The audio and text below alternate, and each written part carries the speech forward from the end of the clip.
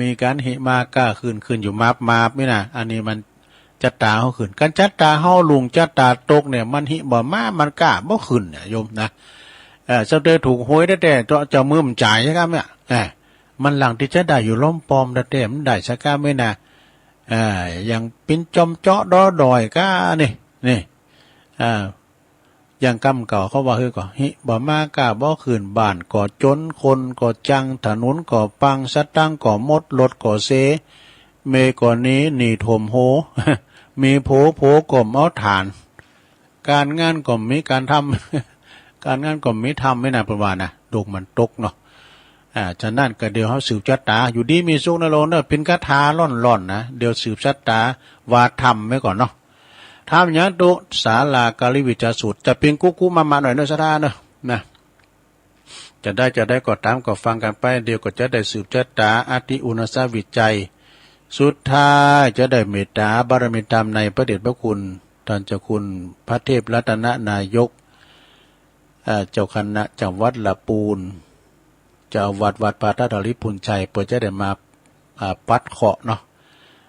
เปิดจะมาปัดเคาะรอนนามหือเนาะโอ้แสดงความดีใจโดยแสดงความมุทิตาจิตโดยตุลุงโตนะพระครูวิสิตปัญญากรพระครูวิสิตนี่เปิ้นได้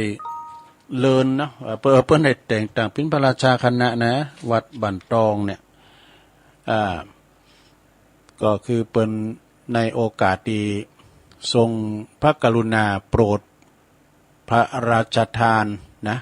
ตั้งสมณศักดิ์ท่านพระครูวิสิตปัญญากรเนาะตุลุงโตเฮานี่นะเปิ้นอยู่ปูนอยู่วัดบันตองเมสานบันตองพุ่นนะเป็นอันพระราชคณะชั้นสามัญ มีนามชื่อว่าพระปัญญาวชิระกวีเราชื่อจะงามนะพระปัญญาวชิระกวีพระเดชพระคุณนะเป็นเจ้าคุณพระราชาคณะเนาะต่อไปว่าทำเกินตัวไว้ ปุจจานเพราะนานอ้ายมีไหนมารัตนาธรรมกรรมนิพพานังเยนากาลังรัมมังเยนากาสายยังพันดิโตตังโนมากังอุติสิตุงธรรมามุตตะมังปัจจังอาลาตานังกาโลมาอันเป็นธรรมอันนี้นั่นหลงเลยศาลากาลิวิจารสูตรสืบจัตตาบุคละยิงใจบ้านคุ้มโหหอเฮือนโมดนะต่างอกต่างใจเด้อนะโมตัสสะภะคะวะโตอะระหะโตสัมมาสัมพุทธัสสะอิตังสุตังติปะมันตังภังคะวาเวหัลลันติงกินจากุตังปัมปะตังอเดลัตถังราจากะหะอาสิสาทะโวดุลาสะปุริสาตังลายังเมสัมมายากาลาคาบหนึ่งพระพุทธภควาอันว่าพระพุทธเจ้าแห่งลาว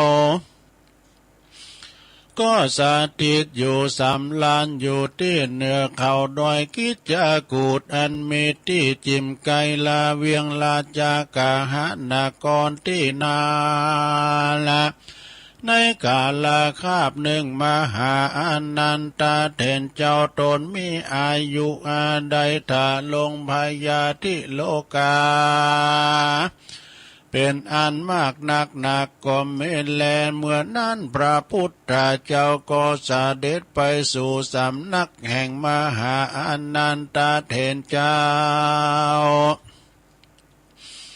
แล้วก็นั่งอยู่เหนืออาสนะอันมหาอนันตาเถนเจ้าหากปูไว้ดีแล้วพระพุทธเจ้าก็กล่าวว่าอนันตาตวังอันว่าตัณหาอาปาทิโกอันว่าพยาธิโลกาทั้งหลายฝูงนั้นก็ยังบ่หยุดหย่อนผ่อนไม้แควนแก่ท่านอันจะลืออภิกามันติรู้ว่าพยาธิโลกา อันเป็นทุกขเวทนามากหนักนั้นก็ยังบ่หยุดหย่อนผ่อนไม้แควนแก่ท่านอันจะลือ รู้ว่าพัญญาติโลกาแห่งต้านหากมาบ่หยุดหย่อนบ่ผ่อนไม้เสียแก่ต้านอันจะลือพระพุทธเจ้ากล่าวแก่มหาอนันตเถรเจ้าสันนิหันแล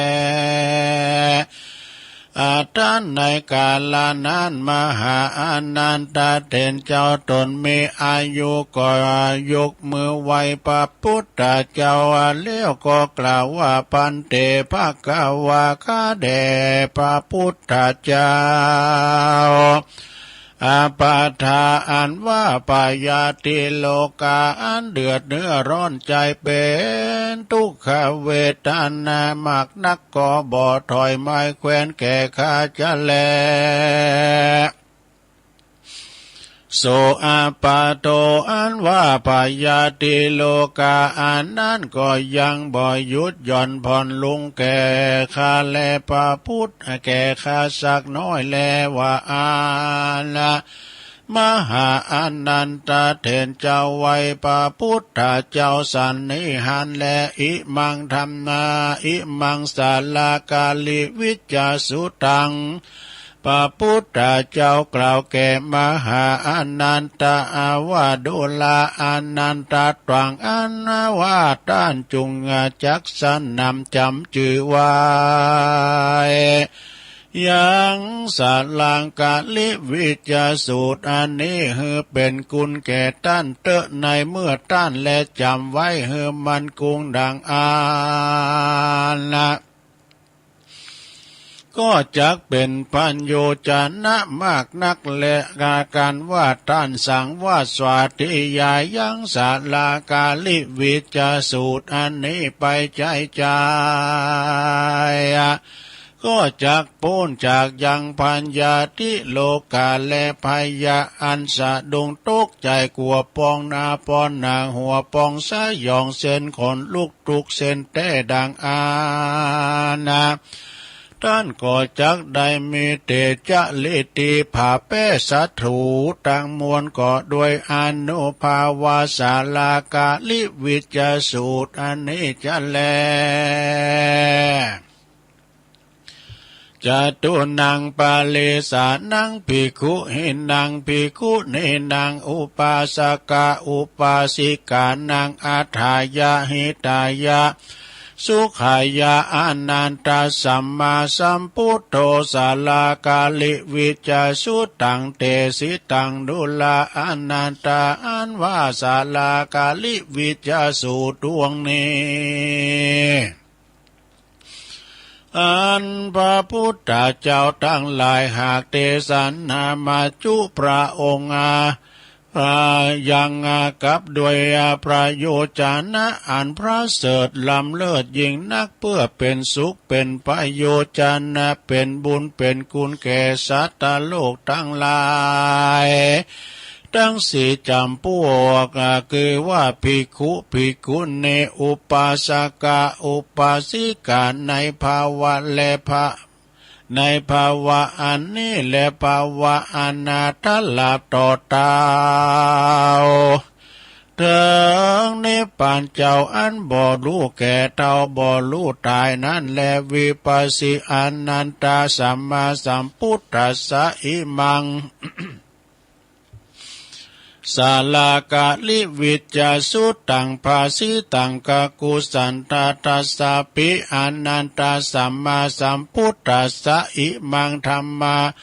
อิมังสาลากาลิวิจสุตังโกนากามันนาสปิอนันตสัมมาสัมพุทโธอนันตสัมมาสัมพุทธัสสะอิมังสาลากาลิวิจสุตังอนันตาสัตตลิมานาเอตลาหิสัมมาสัมพุทธัสสะสะอิมังสาลากาลิวิจสุตังอนันโทอดุลาอนันตาแม้นว่าพระพุทธเจ้าตนชื่อวิปัสสิอนันทลัตพายา อันตรัสลาภัยอันทาทัศยยะธรรมตังมวลโดยตนโดยดีเตียนย่อมเตสนายังศาลากาลิวิจาสูตรอันนี้แก่ปาลิสัตทั้งหลายทุกเมื่อบ่เพื่อสังกาหะคือว่าสังกาหะบ้านสังกาหะเมืองสังกาหะบ้านจองหอเรือน สังกาหะลดลายยวดยานสิวิกายขับขี่ตังเลือกสวนไรนากามมาเขตที่ดินที่อยู่ที่กินตั้งเขาเงินตั้งเขาน้ำเงินคำเขาเปลือกเขาสารและก็จ้างม้างัวควาย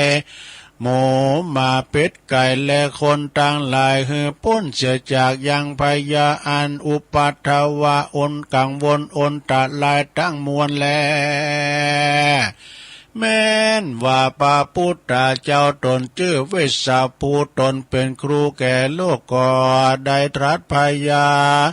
ก็ได้ตรัสรู้ยังอริยสัจธรรมทั้งสี่คือว่าทุกขสัจจะสมุหสัจจะนิโร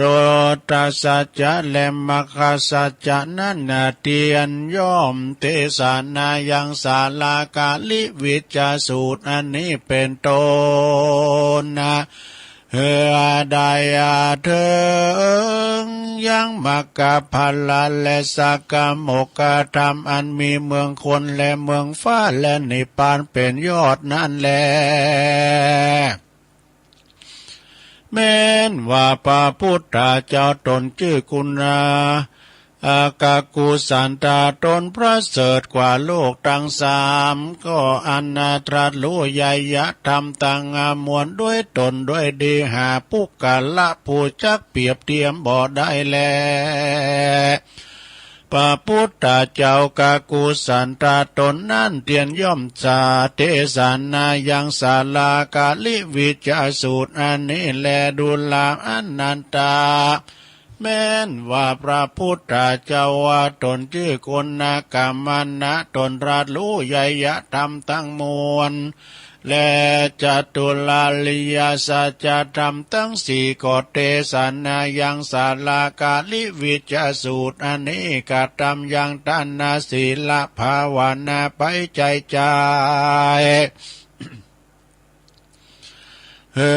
ได้เถิ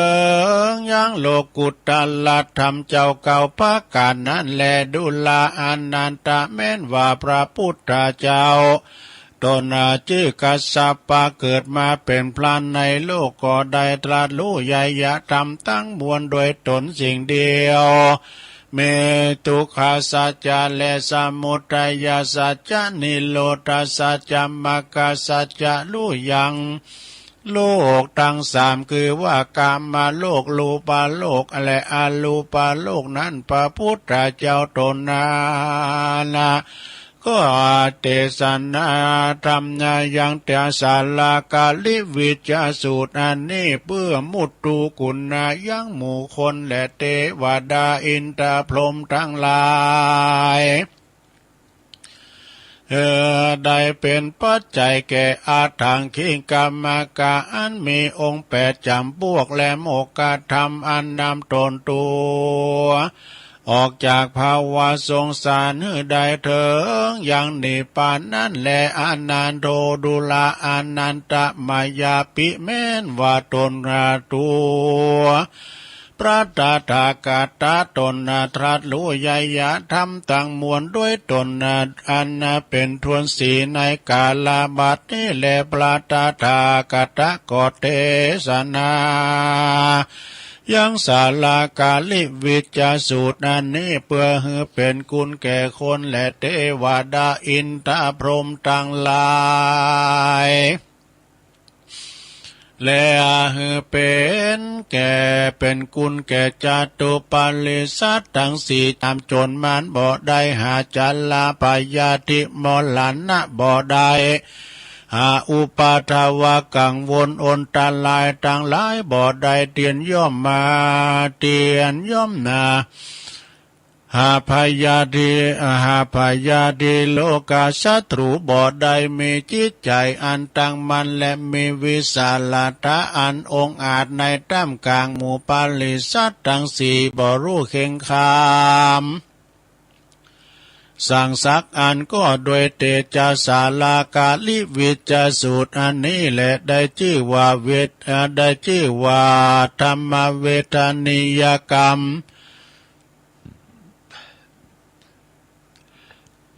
พา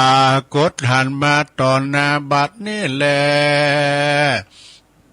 แม่นอินตาทีลาตนเป็นเจ้าแก่เทวดาตั้งหลายเรียนแต่สำนักแห่งกุปราตถากตะได้แล้วก็ยังสั่งว่าสวัสดิยายไปจุวันบอกขาดและอนันโตดุลาอนันตเถนอันว่าสัตลากาลิวิจสูตรดวงพระเสริฐนี้หากได้ยังอุทุลาตุทุลาอุลุลาตันดุลามาตุลาบุภาลากัลละลาติดังนี้ได้ชื่อว่าสาลากาลิวิจสูตรและดุลาอนันตโยโจโกจิปุกาโลอันว่าปุกาละผู้ใดคือว่าเจ้าปรายามหากษัตริย์และเสนาอามาตย์นักปราชญ์เจ้าอาจารย์พระมณกาหบดีได้สร้างเขียนยังตำสาลากาลิวิจสูตรอันนี้เอโกอาคาลาโตวาเต้าแต่อาคาลาตัวหนึ่งก็ดีแต่ปาตาโตวาแต่บทก็ดีโสปุกะโลอันว่าปุกะละพูนนั้นก็บ่หอนว่าจักตายด้วยสัตตาลิสานตัวเครื่องขาบหยาบจากลาคันนองมีตนว่าจางร้ายมาร้ายงัวควายตัวลายจะเข็บแมงป่องตัวร้ายเสือมีตัวร้ายหอกดาบไม้คอนก้อนดินและทันตกรรมอันน่าเกิดแต่เต้าปลายาก็บ่มีแลด้วยเตจะบุญแห่งศาลากาลิวิจสูตรหากรักษาและเป็นที่เปิ้นบันเตาเอาเสียยังพยะทั้งมวลแลโยปุกาโลอันว่าปุกาละพูนนั่นก็จักอยู่สวัสดีก็บ่มีปายาที่อันใดแลเว้นไว้แต่กรรมวิบากกาไปหลังหากได้กระทำแก่กันแต่อเนกชาติอันนับบ่ได้เป็นกรรมเป็นเวรแก่กันไปมาใจในวัฏสงสารในอ่านหาเก้าหามูลละบ่ใดใครยาวัยยาเกิดมาแล้วป้อยตายแล้วป้อยมากาตามไล่แก่กันนั่นแลธรรมปาทานสังฆปาทาน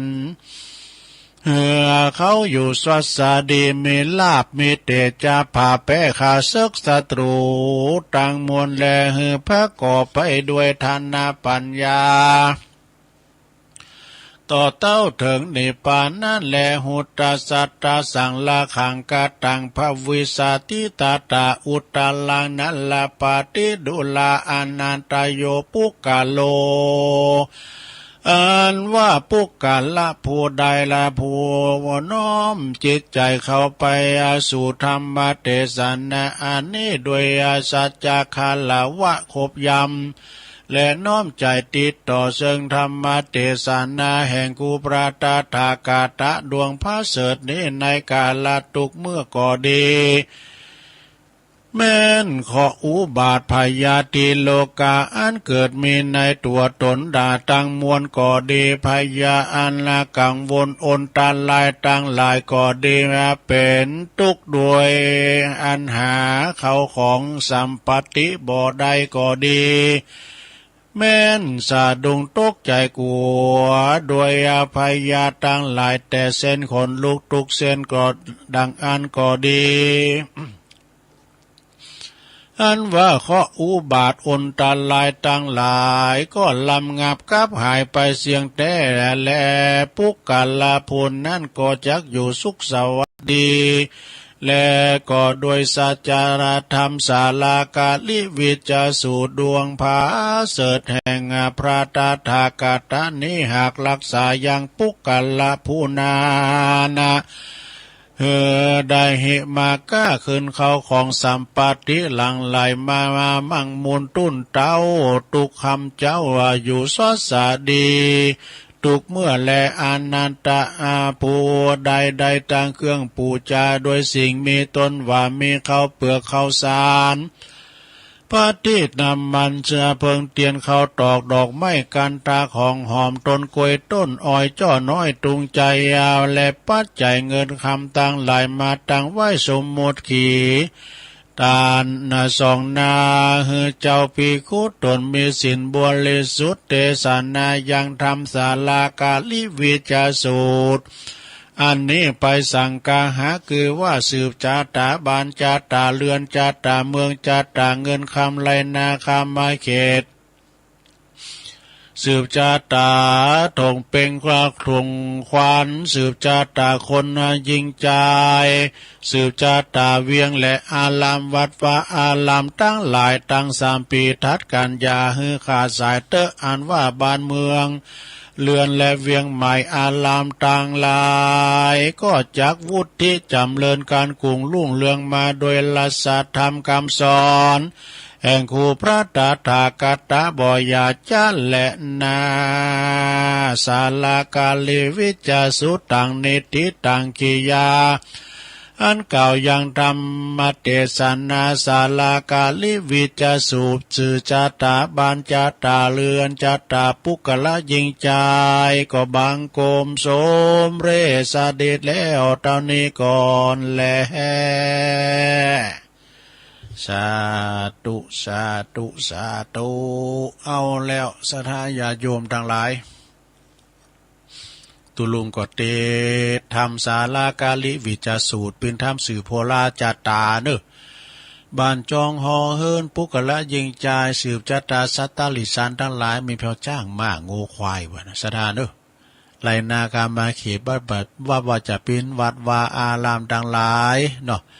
วุฒิจำเลินแม่หลวงเขาก็อยู่ดีมีสุขอายุหมันควันยืนมีโจกมีใจนะปราศจากทุกโศกโรคภัยขอเจ็บไปหือมาไก่ขอไข่จะไปหือมากายได้อยู่ก้ำจูปูจาศาสนาไปเหิงเมื่อนานเนาะลูกหลานทั้งหลายก็ขอให้มีอนาคตลุงโลดแจ่มใสขอได้ทำการทำงานที่ดีบรรลุวัตถุประสงค์ของตนที่ปรารถนาไว้เนาะเอาสืบชาตาเป็นภาษาบาลีทำกรรมหนึ่งกันจะลุงหมดก็แห่เนาะมันได้เอามุนนะมันได้สืบชะตามุนนี่อ้าวจะสืบชะตาปลงไม่ลงเขากันเด้อ อติอุณหจาวิจัยโยธัมโมโลเกอนุตตาโลสัพพสัตตาหิตัทายาตังตวังกันหาหิเตวะเตปาริวะเจราจาตันเตอมานุเสหิปาวะเกปายาเกนะเกวิเสปุเตอากาลมาลาเนนะจัสสะปัสสะมามาลานามุตโตตาเปตวากาลมาลิตังทัสเสวะอานุภาเวนะอนตุเตโวสุขีสัตตาสุตาสีลังสัมมาตายังธัมมังสุจาริตังจาเลทัสเสวะอานุภาเวนะหนตุเตโวสุขีสัตตาลิขิตังจินติตังปูจังตาลานังวาจานังกาลุงบาเลสังเตสานังสุตวาตัสสะอายุปวัตติสากาตวาพุทธาลาตานังโอสาตังอุตตมังวาลังหิตังเทวามานุสานังพุทธาเตเจนะโสตินานาสันตุปัตตวาสเปตุขาวุปัสสะเมนตุเตสากาตวาธรรมาลาตานังโอสาตังอุตตมังวาลังปาลีลาหุปัสสะมานังธรรมเตเจนะโสตินานาสันตุปัตตวาสเปพยาวุปัสสะเมนตุเตสากาตวาสังฆาลาตานังโอสาตังอุตตมังวาลังอาหุนายังปาหุนายังสังฆาเตเจนะโสตินานาสันตุปัตตวาสเปโลกาวุปัสสะเมนตุเตอินตาจาตาเทวจาตาปรมาจาตามหาปรมาจาตาอิสิจาตามหาอิสิจาตามุนิจาตามหามุนิจาตา ปุริสจตามหาปุริสจตาจักวัฏฏิจตามหาจักวัฏฏิจตาพุทธจตาปัจเจกพุทธจตาอรหันตจตาสัพพสิทธิวิจตาลานังจตาสัพพโลกาธิปติยานังจตาเอเตนะสัจวะเจนะตุยหังสุวัติโหนตุตุยหังสวหายะนะโมพุทธัสสะนะโมธัมมัสสะนะโมสังฆาสสะยติตังหุรุสวหายะอายุวัตโกตานาวัตโกสิลิวัตโกยาสวัตโกปาลวัตโกวันนาวัตโกสุขวัตโกโหตุสัพพตาทุกขโรคะปยาเวรโสกสัตตุจุปัตถวะอเนกาอันตรายาปิวินาสันตุจเตจัสสาจยสิทธิทานังลาภังโสติภาคายังสุขังพลังสิริอายุจาวันโนจะโปกังวุติจายาสวาสตาวาสัจจะอายุจาชีวสิทธิภาวันตุเตภาวะสัพพิติโยวิวัจจันตุสัพพะโลกโควินาสตุมาเตภวัตวันตาลายโยสุขิติกายุโกภาวะอภิวาทนาสีลิสานิจังวุตาปัจจายโนจัตตาโลธรรมาวาตันติอายุวันโนสุขังปะลังสาธุสาธุสาธุเอาแล้วสัทธาสืบจัตตาออนไลน์ได้โอ้บทสวดมันไม่ได้หนักเหมือนพระอาจารย์เน้นหลักเนอะ อันนี้เอาม่อนมันลงเนอะเอาม่อนอยู่ดีมีสุขเนอะขอให้บุญกำจูหักษาอีปอยเมเฮาอยู่เย็นเป็นสุขกันเนาะเดี๋ยวก็เอาปอนน้ำกั้มก่อนก็สัทธาตึงหลงตึงหลายก่อนที่จะเอาปอนในเดือนเมตตาบารมีธรรมประดิษฐ์ประคุณท่านเจ้าคุณพระเทพรัตนนายกหลวงพ่อเปิ้นจะได้ปัดเคาะกันนะลงเนอะก็เดี๋ยวก็ป่าฟังท่านหลวงพ่อเปิ้นปัดเคาะกันเนอะต่างอกต่างใจนะลงเนอะ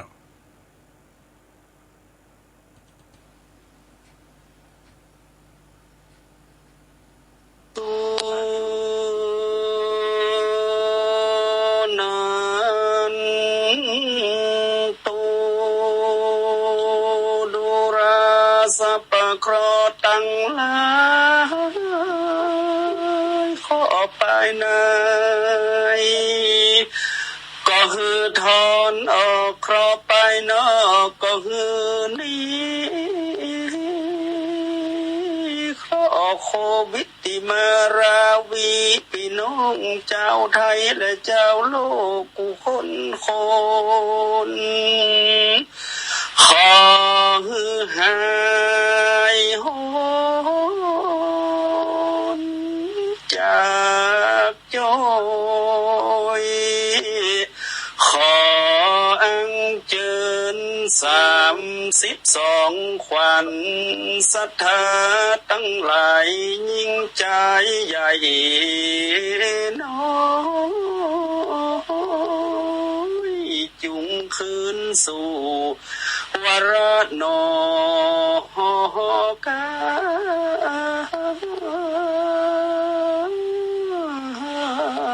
ยาขอให้มาตั้งขวัญแก้มขวัญคิ้วขวัญตาขวัญโลมาขวัญแก้มขวัญปากที่เคยย้อยเย้มอยู่ตามวันข้าเจ้าขอมัดมือเบื้องขวาและมัดมือเบื้องซ้ายมัดไว้ใจตั้นเจ้าไว้จิตใจบ้านอย่าเกียดอย่าสมเสียดอ่อนต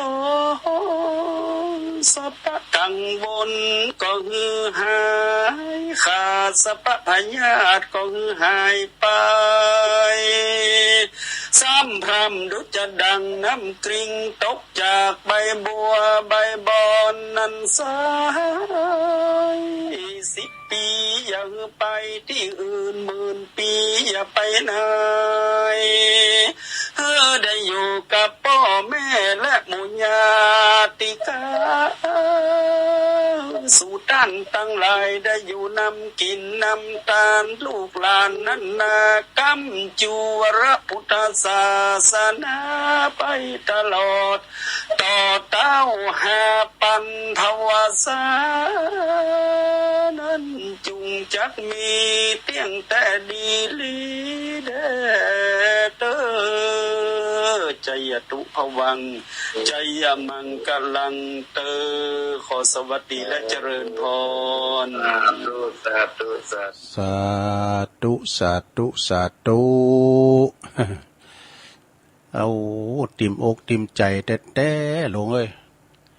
ในเมตตาบารมีธรรมพระเดชพระคุณท่านเจ้าคุณพระเทพรัตนนายกท่านเจ้าคณะจังหวัดละปูนเนาะวัดพระธาตุธาริปุญใจวรมหาวิหารเปิ่นมีสมณะเมตตาปัดเคาะลอนนามห้องควันปิ้นตีเรียบร้อยต่างนี้ไปก็ขอญาติโยมทั้งหลายอยู่เย็นเป็นสุขอายุหมันควันยืนมีโจกมีใจเน้อขอให้มีความสุขกายสบายใจปุ่นจากภัยไกลจากเวรเนาะนำมาซึ่งความสุขความเจริญนะแล้วก็ขอให้มีความสุขมีความเจริญก้าวหน้าในชีวิตธุรกิจการงานสุขสำราญโดยลาภโชคโภคทรัพย์มีสุขภาพร่างกายสมบูรณ์แข็งแรงนะลงเนอะสมปรารถนาดังใจอธิษฐานในสิ่งที่อันเป็นกุศลจงปรากฏผลโดยเร็วพลันทุกท่านทุกคนเทินสาธุได้เอาปอนเนาะเอาปอนก่อนเนอะศรัทธาเอาปอนก่อนก็มีโยมยุพินหอมมาลาปีน้อยอันนี้เปิ้นอยู่อันบ้านแม่หยวกนะตั้งกลางเวียงเชียงใหม่เปิ้นก็เป็นวันเกิดวันเกิดคือว่าวันพัดนี่เป็นวันเกิดของเปิ้นไปก็เลยได้ฟังธรรมนะฟังธรรมเป็นเจ้าภาพสวดเทศธรรมสืบชะตาวันนี้ตัวเนาะแล้วก็สัทธาเฮาตึงหลงตึงหลายเนอะตอนนี้ต่อวันไปน่ะก็ขออยู่ดีมีสุขเอาปอนรวมกันตึงหลงตึงหลายเนอะปัดเคาะลอนนามพิธีเรียบร้อยยะถาวาลีวาหาปุลาปาลิปุเรนติสากลังเอวะเมวะอิโตตินังเปตานังอุปกัปปติอิสิตังปฏิตังตุมหังคิปะเมวะสมิสตุสัพเพปุเรนตุสังกปาจันโทปนะละโสยะถามณิโจติละโสยะถาภวะสัพพิติโยวิวัจจันตุสัพพะโลโกวินาศตุมาเตภวัตวันตรายโยสุขีติคายุโกภวะอภิวาทานาสีลิสานิจังวุตตาปัจจายโนจัตตาโลธรรมาวัฏันติอายุวันโนสุขังปะลังสาธุสาธุสาธุโอ้ติมอกติมใจแต่ลงเอ้ยตื่นมากกว่าได้ครับศีลหับปอนนี่นะเนาะพวกก็มีอยู่พวกในปินวันนี้ปินธรรมมงคลนะปินธรรมมงคลที่เฮาได้เอามาเสนอสนองแล้วก็พวกนี้ก็จะปินต้านทำหายาติกาวงศาเอกะนะปินทำต้านหายาติกาวงศาตั้งพีแต่เก่าเนามึนก็มีเจ้าภาพอยู่แล้วก็มีอันปอเนี่ยปอเจิญเนี่ยปอเนี่ยเปิ้นก็อันในนามของอันแม่เพนขาวเตี้ยสะพานบุญนะมีปอเจิญแม่จันนวลกันทมูลบันเวงเนาะปูจากันทำ ไปหาเจ้ากรรมในเวรแล้วก็แม่จันทราสิริลำปางบันสลิติแล้วก็ปอสมศักดิ์แม่เพนขาวเตี้ยตาจ่างผูกก็เกมไว้เนาะจะได้ฟังธรรมจะได้เสาะหาสันธรรม มาเตถึงกับสถานเอานี่วามหน่อยเนาะสดาเนาะเวลาตุลุงก็มีหลายอยู่ปูเรื่องขันนะเรื่องของขันขันตีเปิ้นน่ะเขาลบกราบไหวนั่นก็คือขันเกี่ยวทั้งสามนี่ขันเกี่ยวทั้งสามมีอย่างพองพระพุทธพระธรรมพระสงฆ์น่ะนี้เปิ้นใส่ขันเกี่ยวทั้งสามเปิ้นว่าซื้อพองตุพุทโธอะระหังธัมโมปัจจตังสังโฆยติตังนะเนาะอันนี้ก็ใส่ไป3J ดูเนาะขัน3มี3Jเปิ้นก็ไปขอเกิดนะดอกไม้เนี่ยมาใส่บอกดอกไม้เป็นของก่อนน่ะน้ำตาลเนาะไปขอก่อนเพราะว่าต้นไม้เพิ่นมีชีวิตจิตใจนะลงนะฮักกิ่งโกลุงมากิ่งกา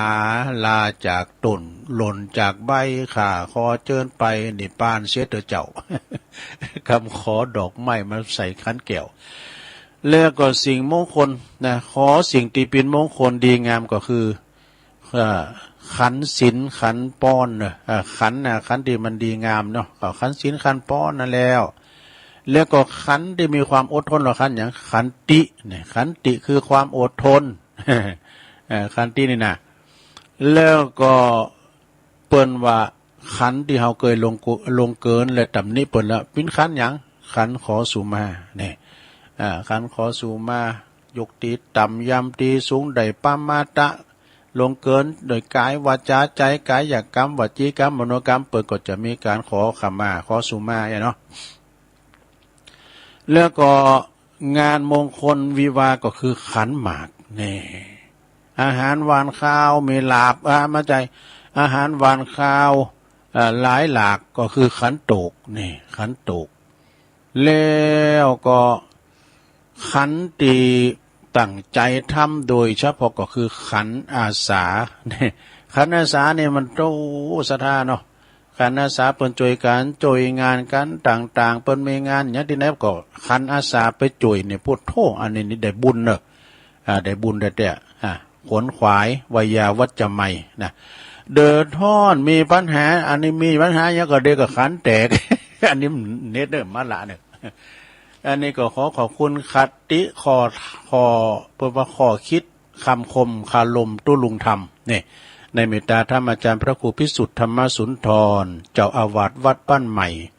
บันใหม่กระหม่อมท้องเนี่ยหมู่ที่1ตำบลนครเจดีย์อำเภอป่าซางเปิ้นมอเพิ่นตุลุงวันเมื่อเขากำเอามาเล่าสู่จู้กันฟังเนสดาเนอเอาแต่ก่อนอื่นนั้นก็ขออนุโมทนาให้ก่อนเนอคุณแม่จำนงรักแม่ครูจำนงรักจตุรัสหรือว่าอุ้ยนงเปิ้นก็ฝากทำบุญมาท่านพระมหาสมชาติแล้วก็กับตุลุงตวยปิ่นการเตดการทำอย่างเนี้ยนะขอบคุณเนี่ยเปิ้นก็เปิ้นว่าเอาหอมไป1,000คนละครึ่งนี่นะคนละ500ก็เอาขอบคุณนะแม่ครูเนอะเปิ้นก็ว่าอีเมฟังถึงหวานว่าถ้าเธอไปกดแต่งก้อนพองแต่งเพลงพองเอกนะขอบคุณแม่ครูนงรักอุ้ยนงด้วยนะเปิ้นก็ต้านกุฏิไปทางประครูวันลบเปิ้นก็ไปนะเปิ้นว่ายองพัดถิ่นนี่ดอกอายุ84แล้วนะปุตตมันสมองจัดดีเนี่ยสดาเปิ้นไม่ลืมนะเปิ้นจะว่าเป็นอัลไซเมอร์คิดได้อ่านได้ตลอดคุณแม่จินดาเหมยกาดพร้อมด้วยครอบครัวแล้วก็คณะศรัทธาทาหมื่นเข่าเนอะเปิ้นโอนมาตีบัญชีของอาจารย์พระครูอภิวัฒนวิกรมหอมไปตานผ่าป่าที่อำเภอศพเมยแถม1,000อัน800กับ10 บาทเนอะ800กับ10 บาทขอบคุณนะแม่จินดาแล้วก็อันมีอันศรัทธาปุ่นนะมีศรัทธาอันคุณแม่จงดีเชื้อกันทานะจากเมืองฝางความจริงปรากฏลายมานะปั้นปลายเนี่ยก็สายบุญจากแม่จงดีเชื้อกันทาเปิ้นว่าหอมบุญมาปันปลายแม่อามเขาในหลายอยู่นะก็ขอบคุณเนอะที่เปิ้นได้ไปได้หอมกันมาในวันนี้นะศรัทธาเนาะอันนี้ก็เป็นรายการทำบุญตานอันปูนเตียนวัดอำเภอศพเมยศรัทธาที่เขาจะไปกันไหนกันเนาะต่อไปตุลุงก็ขอประกาศข่าวสารงานบุญนี่กันเนอะศรัทธา ข่าวสารงานบุญก็มีบ่หลายที่มาของใหม่นี่ก็มีอยู่วันนี้แล้วเนอะสนาเปิ้นเริ่มแล้วนะเปิ้นจะมีงานทำบุญตัดไว้ลูกนิมิตผูกปรัสสีมา17 18 19เนอะที่วัดทุ่งวัดแพะโป่งได้ก็ว่าทุ่งโป่งวัดแพะโป่งนะตำบลเหล่ายาวเนอะอำเภอบ้านโฮ่งในเมตตาธรรมอาจารย์พระอาจารย์พงศพัฒน์ปัญญาคำหรือวัดตุปีบอนกำนันนิกรเขาโดยพออาจารย์นันอ้ายแล้วก็สถาแผ่โป่งกูฮอนหลังคาเฮินเนอะเจ้าภาพวันนี้ก็เริ่มแล้วเนอะสถาในบุตรตุลุงก็จะไปใจแล้วก็จะเวียนไปแอวไปนมัสการอาจารย์ท่านพระครูสังฆรักษ์สมบัติอภิรัมมณีโยนะเจ้าวัดเหล่ายาวมันต่างผ่านก็กลายไปแต่ไปไหวเพิ่นที่วัดเหล่ายาวใต้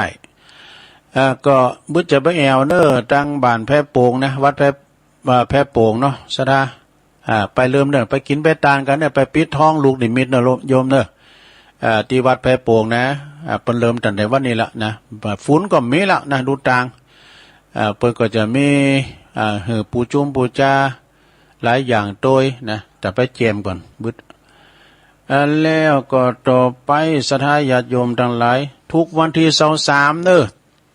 ของเดินนะณที่วัดศาลาตำบลน้ำแพร่อำเภอหางดง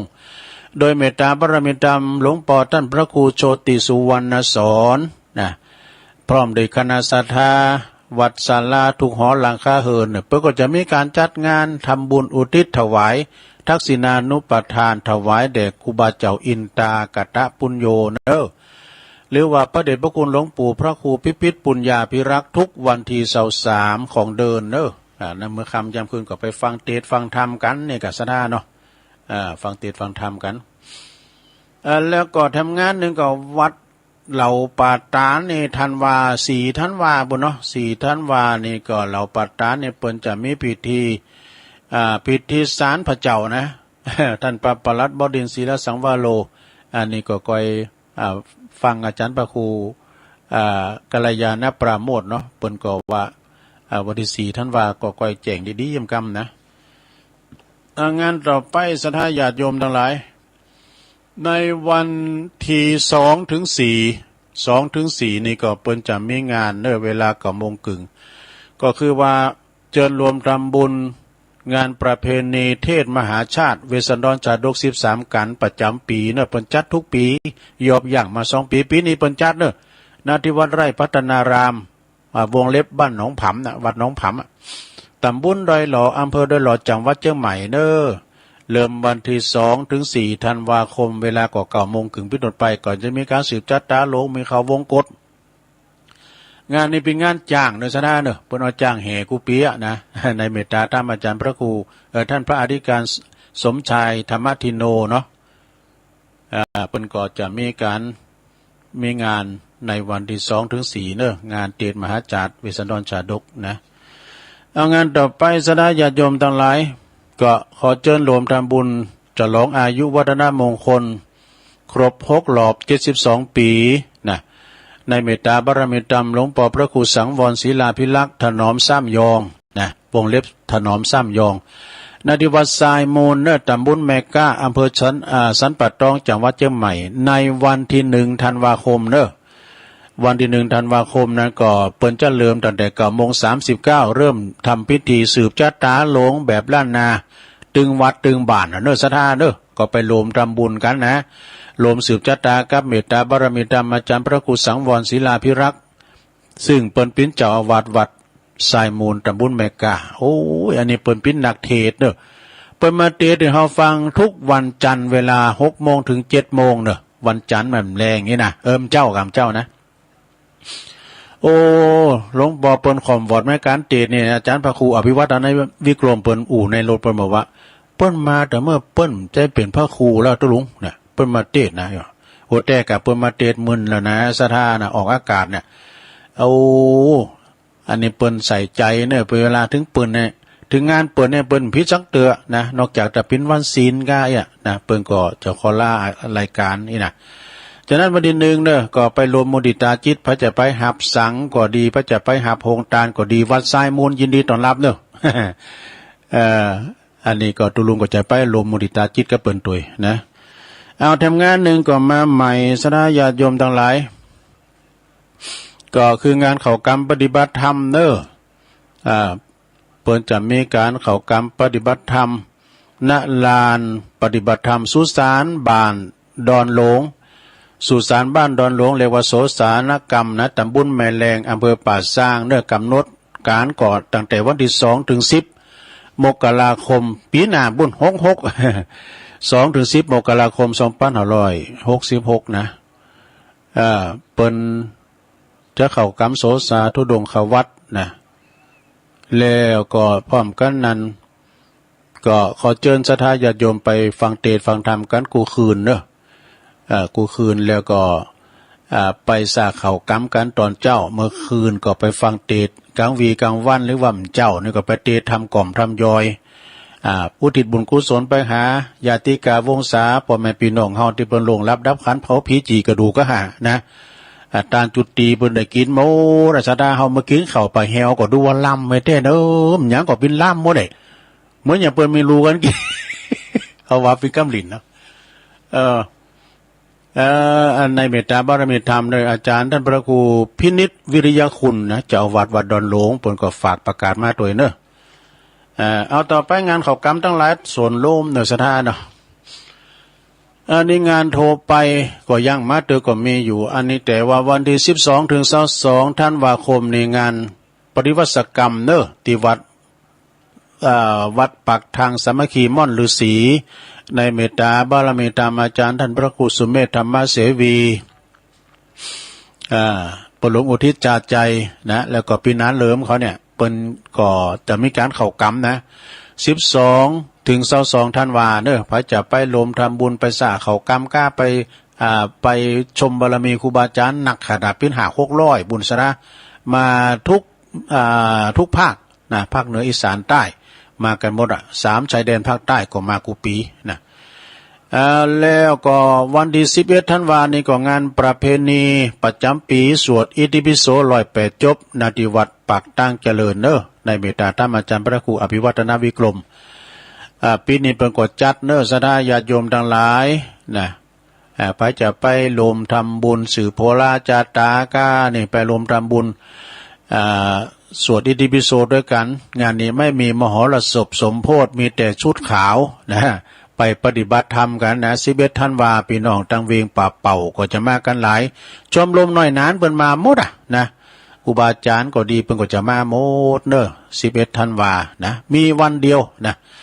แล้วก็25 ถึง 30 ธันวานี่ก็เจิญรวมทำบุญเข้ารุกขมูลกรรมเข้ากรรมปฏิบัติธรรมณที่วัดม่อนห้วยแก้วตำบลดอยหล่ออำเภอดอยหล่อในเมตตาธรรมอาจารย์พระครูกัลยาณปราโมทย์อาจารย์สมหวัง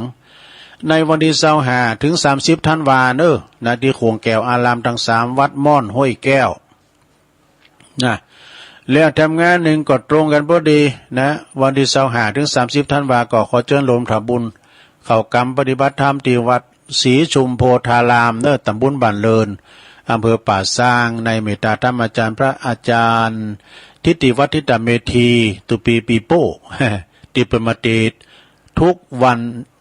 อังคารเนาะเวลาเดียวกันเนี่ยถึงตุลุงเนี่ยนะตี 3 ถึง 5 โมงนะก็ไปรวมทำบุญที่จริงเป็นนิมนต์ตุลุงเหมือนกันนะแต่ว่ามันตรงกันในทำบุญเดียวกันเดี๋ยวคุณตุลุงไปก็ไม่สิแยกล้างได้ไหมอาจารย์ทิติวัฒทิตเมธีเนอะก็ตีวันที่25 ถึง 30 ธันวาเหมือนกันนะแล้วก็อันนี้ส่งใต้ปีเก่าตอนรับขวัญวันปีใหม่เอา2 ปีซ้อนกันเลยนะ28 ธันวา65 ถึง 1 มกราคม 66เข้ากรรมลุกขมูลกรรมที่วัดใหม่พัฒนาเด้อวัดใหม่พัฒนาตำบลยางครามอำเภอดอยหล่อในเมตตาธรรมอาจารย์พระครูสถาพรพัฒนารังสีเจ้าคณะตำบลยางครามเจ้าวัดใหม่พัฒนาเด้อ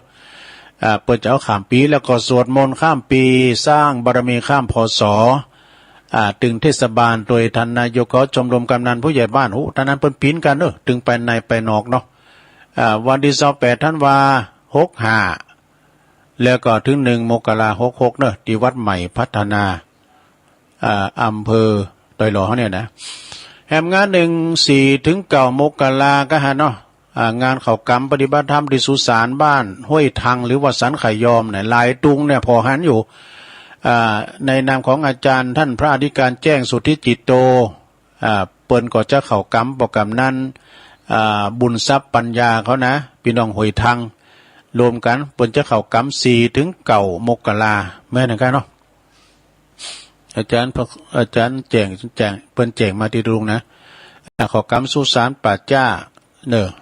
ที่ห้วยทังเตียนี่นะ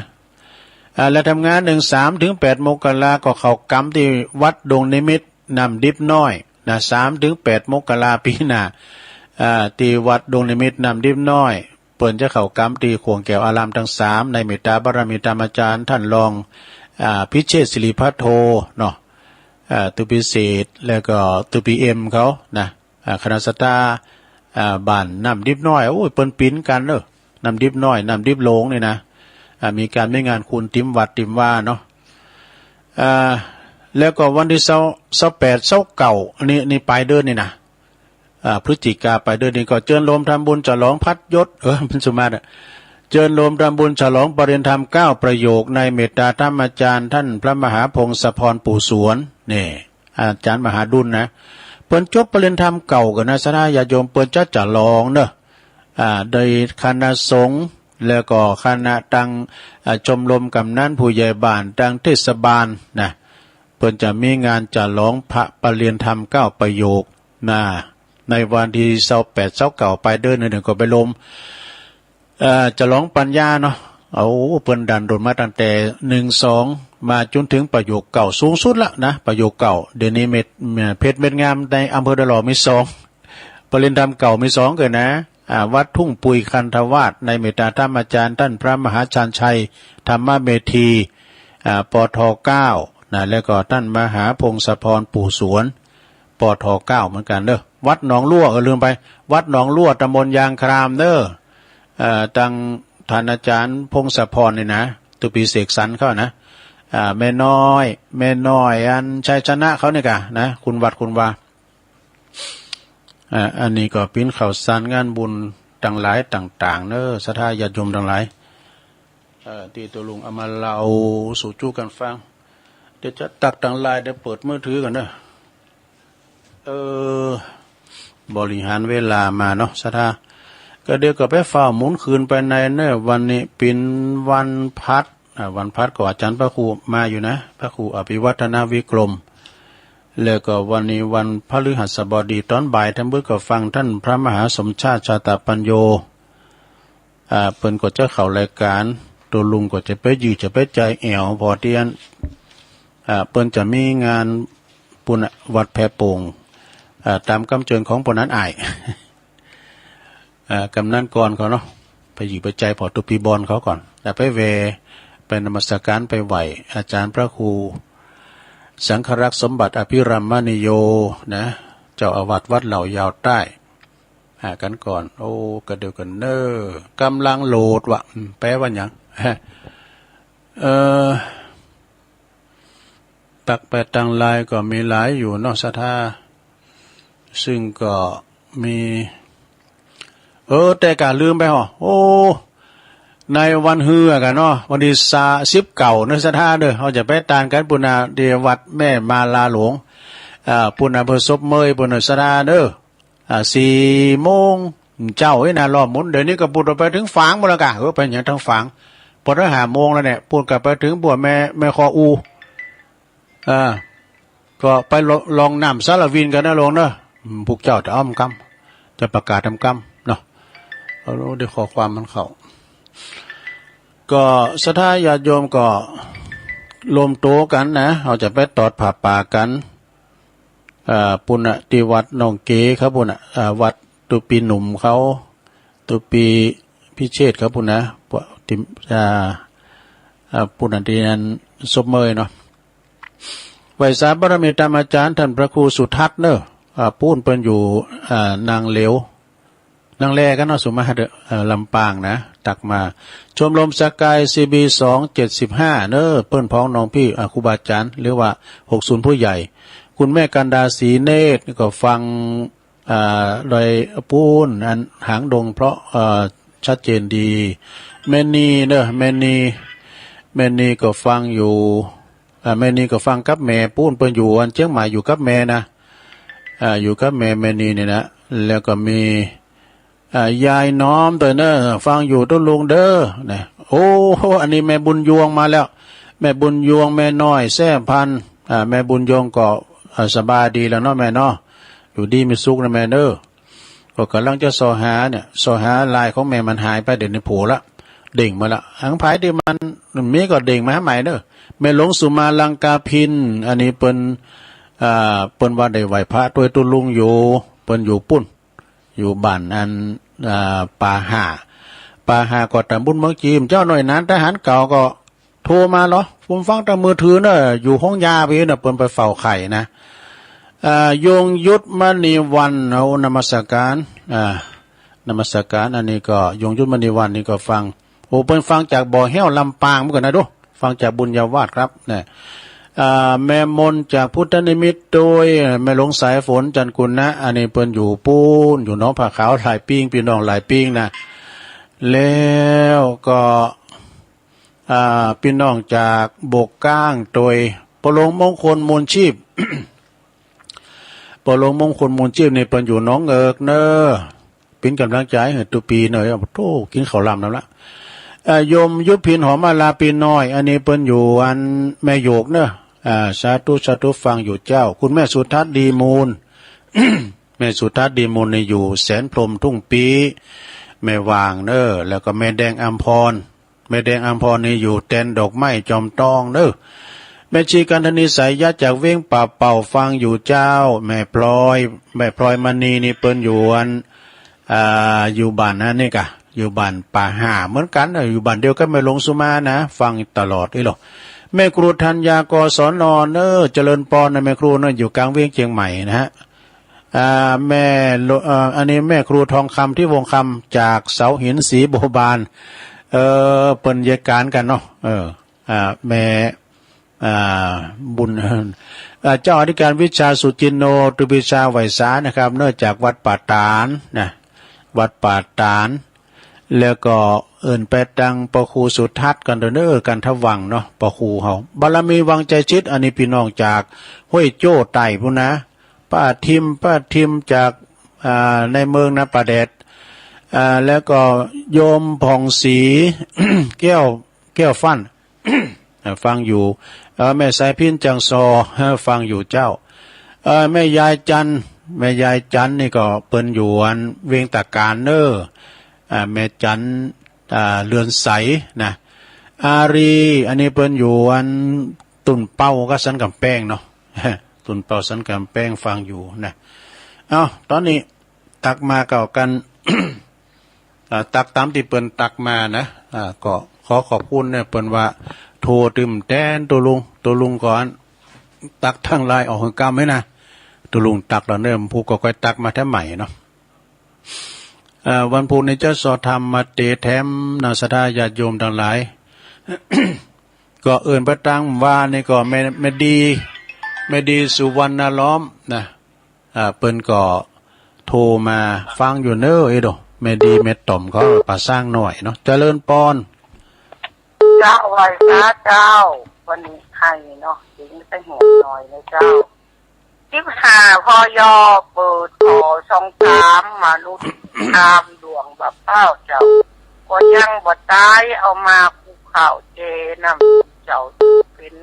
ทำใดจะได้มนุษย์เลิศเย็นขากันซึ่งเป็นบ่เอ็นดูเจ้าหันในทีเป็นทีน่ะเจ้ามันดินกระเดาหาทางจะหนีตัวละ20 บาทจะเปดีลีดวงก่อนนี้ก่อนนี้ว่าได้อยู่ในโดยหมดมวยต้องตายที่ต้องวำวายตายเต้ในเจ้าของกินมนุษย์เอามาทับเขาจักกินยังเจ้ามีเป็นร้อยเว้นเฮาไว้เตอะดวงโตน้อยน้ำตาหยาดย่อยฟังลงก็อยากจะตายก็จำใจปงกำเดียวจักลงตองมนุษย์เจ้า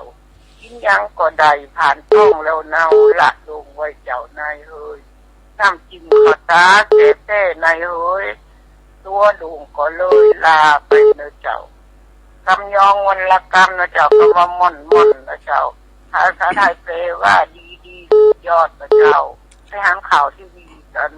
วันที่5เนาะเอาโด่งเนี่ยใส่ถ้วยเสน้ำจิ้มปิ้งยิงกระเดียวถ้วย9 บาทเจ้าอ้อย สาธุม่อนมันนะเอา0899555606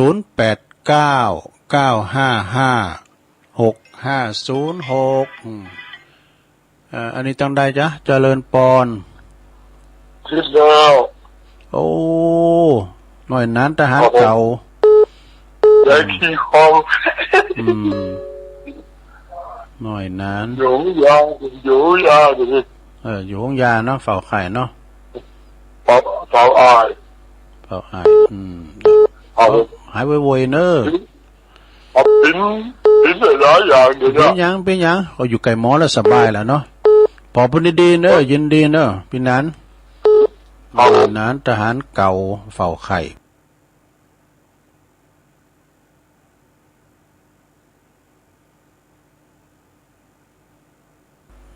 ฟังทางโทรศัพท์เนาะเจริญปอนไปฝากเจ้าตัวลุงแม่บ้านอุโมงค์เนอะแม่โบพัดแม่เนี่ยแม่แม่ติ๋มแม่ติ๋มอุโมงค์ละปูนเนาะ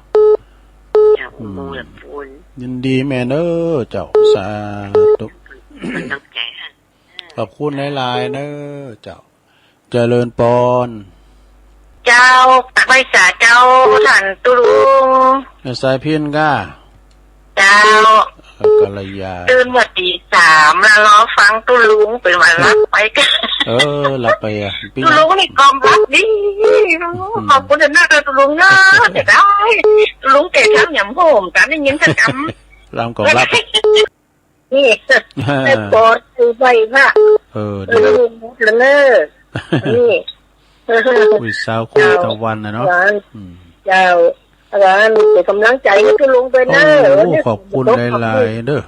พวกเจ้าก็ฟังแถมเนาะสาธุ